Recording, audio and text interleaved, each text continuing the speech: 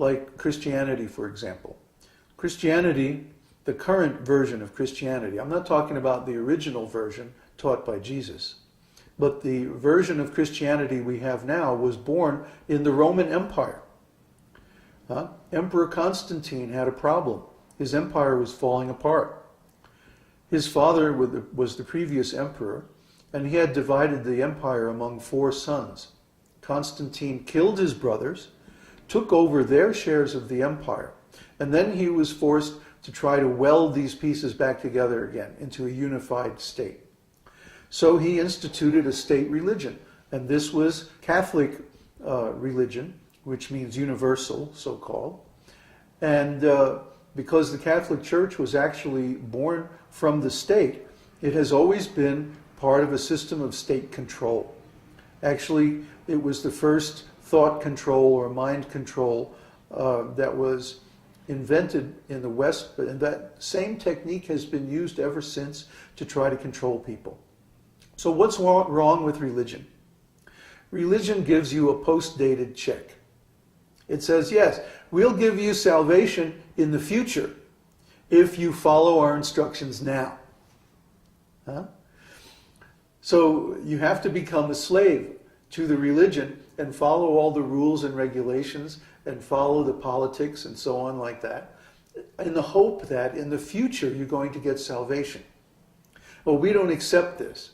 Just like you shouldn't accept a post-dated check when you sell your car. Similarly, you shouldn't accept a post-dated check in spiritual life. Real spiritual knowledge gives us illumination now. It gives us self-realization immediately. It allows us to change our consciousness very quickly from material to spiritual.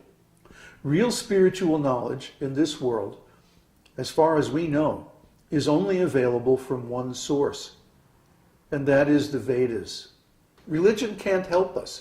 Religion is part of the material system. We have to get out of the material system and into the spiritual system if we're going to make it through 2012.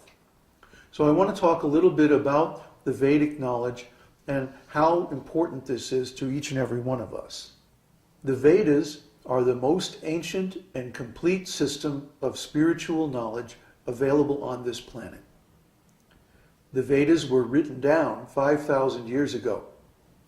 That's before the beginning of the current materialistic society.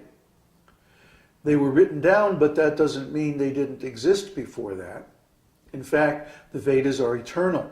And before that, they were passed down as an oral history, an oral tradition, in an esoteric school. And we still have the esoteric school based on the Vedas.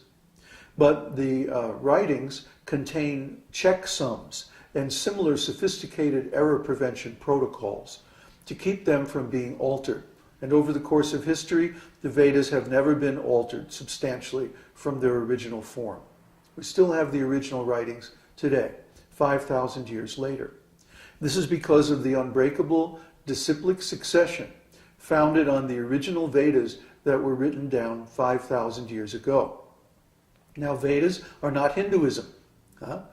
Just like the Catholic Church is a religion based on the teachings of Jesus Christ, similarly, Hinduism is a religion based on the teachings of the Vedas.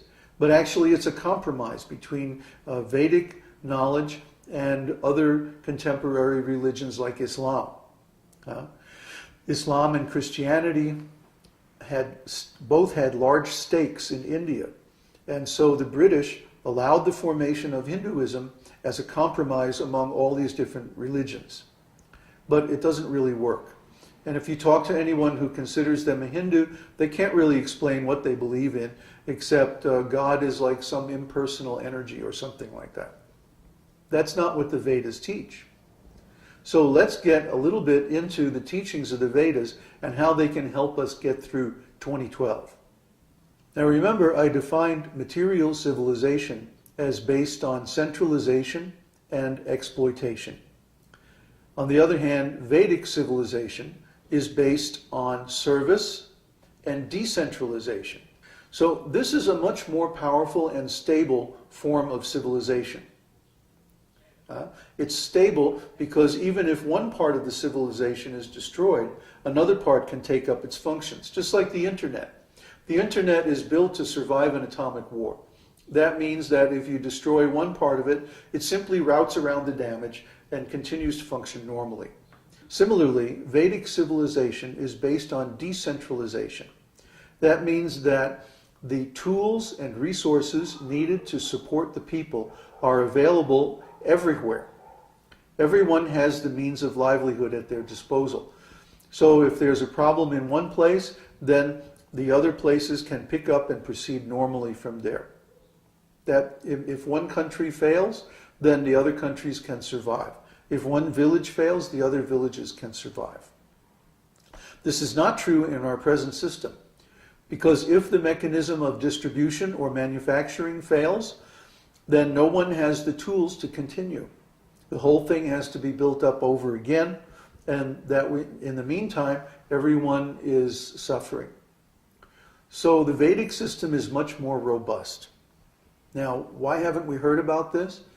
This is such a wonderful form of civilization. Well, why don't we read about it in our textbooks? Because the same people who brought us the contemporary version of Christianity do not want you to know about the Vedas. Because the Vedas are a superior form of civilization, and if people in general knew about them, of course, they would want to go with that system. But the Vedas are unknown in the West because there is a vast conspiracy to hide them from everyone. Why do you think the Romans went and destroyed the Library of Alexandria? Not once, but 3 times. Because that library and the scholars who studied and lived there knew about the Vedas. They knew about Vedic knowledge. They had ancient knowledge. And so the powers that be decided to destroy it. When Westerners came to Central and South America, what was the first thing they did? They destroyed the Mayans and the Incans. Why? Because the Mayans and the Incans had knowledge, had records of the Vedic civilization. They were part of the Vedic Empire 5,000 years ago. And of course, the Catholic Church didn't want us to know this. So the soldiers were given orders to destroy all the temples, all the records, kill all the priests, and wipe out those civilizations. And that's exactly what they did. Of all the ancient civilizations that were based on Vedic knowledge, all of them have died out or been destroyed, except for in India.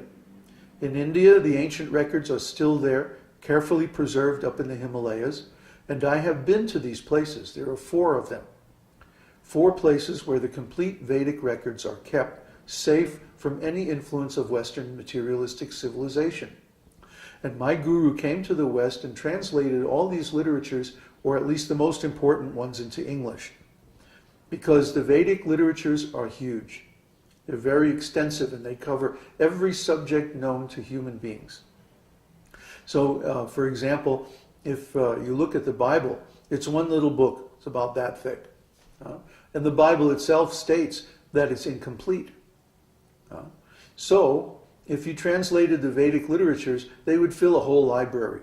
They'd fill a whole house from top to bottom. And they give complete knowledge of everything, from spiritual life to every facet of material life as well. So these Vedic literatures are there, and they've been there for thousands of years. But the reason we don't know about them is because there's been a huge effort to keep them secret. For example, if you write a book based on the Vedic literatures, if you treat them in any way as a valuable literature or as anything but mythology, you won't be able to get it published.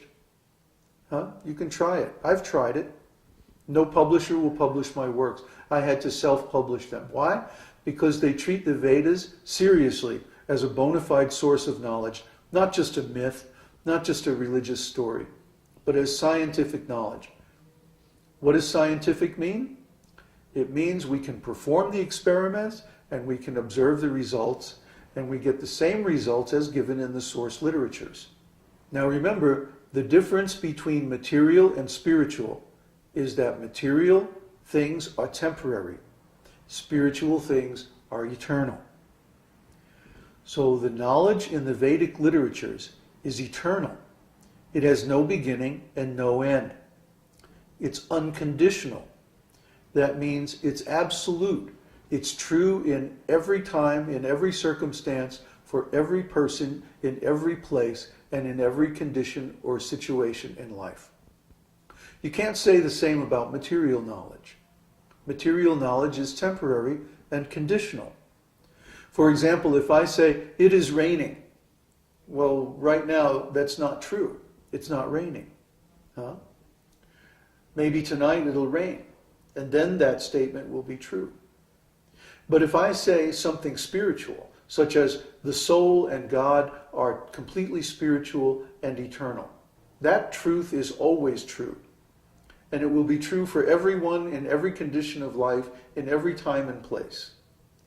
That is absolute truth. And it is a fundamental different quality